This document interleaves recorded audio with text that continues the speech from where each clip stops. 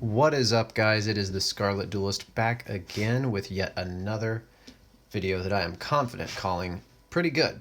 This is just a really, hopefully, quick update on the Lair of Darkness profile. With the new ban list, we've got 3 Eradicator, which is amazing because that's going to make this deck very much meta-relevant in my opinion. At the minimum, as a rogue option. I know it's not something that a lot of people picked up and really want.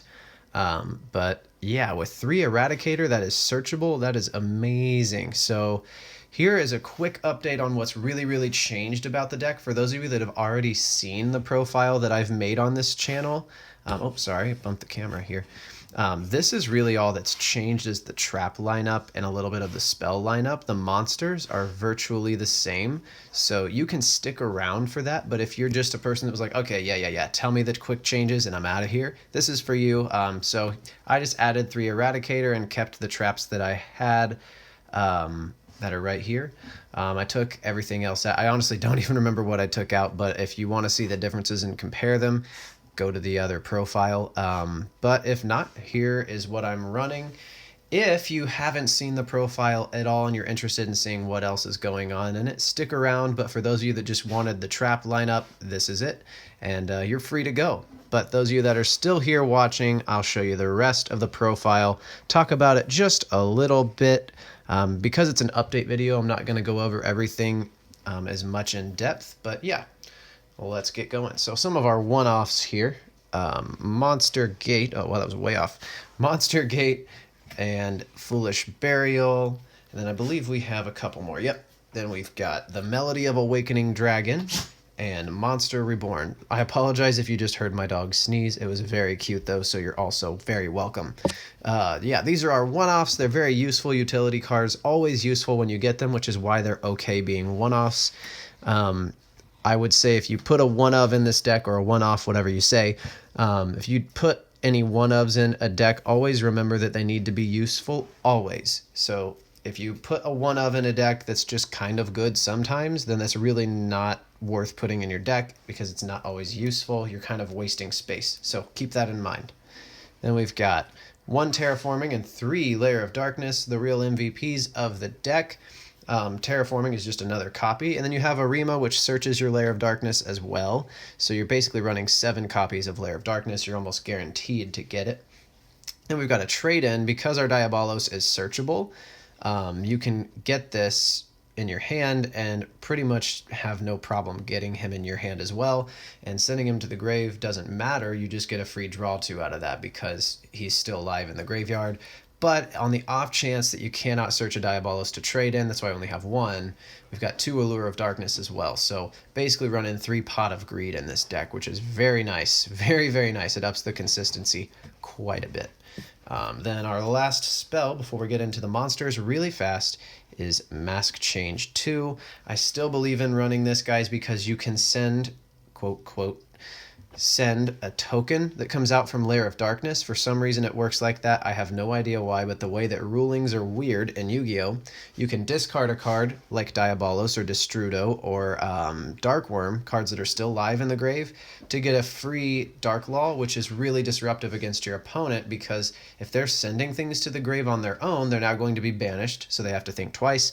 And also you're tributing a ton of their stuff, which means not only are you tributing their stuff, getting over those non-targeting, non-touchable effects, you're banishing that monster, and you're getting bonus effects from that. So it is plus on plus on plus with a Dark Law out. So just keep that in mind. If you don't like this tech, definitely replace it with other things, maybe some more traps that you prefer. But yeah, I really like it. Next, we've got the real MVP of the deck on top of Lair of Darkness, which is Our Lady herself, Lilith, who... There it is. I had to mess up Englishing at least once in the video, or it wasn't mine. This is very good because it searches your traps, and now that you can have 3 of Eradicator, if you draw her, that is a guaranteed Eradicator ready to go. So if your opponent can't do anything about that, you have essentially won the game because that card can kill a lot of even the meta decks, guys. If you get rid of their traps or spells, depending on what kind of deck you're playing against, they're done. Like traps for Altergeist, perhaps, or spells for Sky Striker. We've got one Armageddon Knight, and I'm going to bring out... Where did he go? I had them in a different order before for some reason because I'm stupid. But here we have Armageddon Knight and Dark Grepher. They are essentially for the same purpose, to speed up getting some things into the graveyard, to turbo out maybe... To turbo. There's mistake number 2. If I didn't make more than one, it's still not me. Those can turbo out some of your plays that work in the graveyard. A lot of your cards are live in the graveyard, as I've mentioned. You've got 3 Arima, which can search Lair of Darkness or be a free upstart goblin, which helps you draw and get off a tribute to possibly turbo out Diabolos, which is your boss monster. Then we've got our Supreme King Dragon Darkworm, which is a very good card for either using with... Foolish Burial or Armageddon to get a free monster out, or as the actual Pendulum Engine, teaming up with Gate 0 or Gate Infinity to speed out some of your monsters here. It makes it a lot more useful, and it makes the deck faster because as soon as you put this in the Pendulum Zone, you search which one you need. So very, very useful, and if you don't end up needing the gates, you can always just discard them or banish them off for other effects like Allure or Grepher's effect. Next, we've got a Destrudo for some synchro plays. It's searchable, and you can send it pretty much whenever you need it, so that's nice to have. You've got Danger Thunderbird, which is a free special summon and an upstart goblin at the minimum, with its bonus effect of... if you end up discarding the Danger Thunderbird, you get to destroy a set card your opponent controls, which is also very good if you're dealing with some back row and you happen to have this in your hand. You can kind of just get rid of it before they can activate it. Next, we've got Legendary Maju Garzette, which is very good for turboing out your Diabolos. Let's say you normal summon any other monster that you can normal summon, you tribute it with Garzette, and you have a Diabolos in your grave or in your hand. He comes out too. You can either tribute this one off for his cool effect of ripping cards out of your opponent's hand, or you can go into a rank out. Rank out? How about a rank 8? Rank out is not a number I've heard of. You can go to a rank 8, which is always very nice in this deck as well, because we tend to go into Lancelot, which stops your opponent right away. Oh wait, no, I'm getting all mixed up now. That's not what we do. I'll show you what we do. It doesn't matter at this point. I just misspoke, and I was talking about another deck because I'm all over the place right now. My apologies. But anyway, yeah, very, very good. That is the main deck, and I will show you our actual rank 8 plays that are not Lancelot, and the rest of the extra deck. Sorry about that, guys. I don't know what I was thinking. All right. Things are sticking together. All right, got it.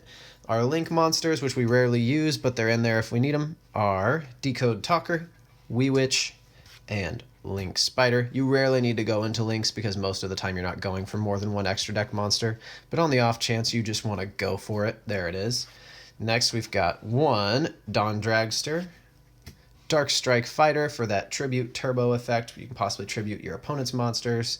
Psyframe Zeta, which is a really, really good disruptive card if you want to banish it and your opponent's monster, thus freeing up your extra deck space. It's a very disruptive card if you disrupt the right thing. Then we've got Black Rose Dragon, which is also very, very good if you need to clear the board on the off chance that you had to go second. All right, our last couple things, we've got 2 Dark Law because we've got 2 Mask Change. So if they get rid of one, you can possibly make another. Very disruptive card, like I said, very good. Then we've got Galaxy Eyes Photon Lord. This is what I was mistaking Lancelot for some reason. This negates monster effects, and then you have this, which negates spell effects. So you go into which one is troubling you the most. The reason we took out Lancelot was because it negates your stuff too, so that was found to be more useful in zombies. And I forgot that I made that change when I started to talk about it. So although Lancelot can be useful, it's just very sporadically useful.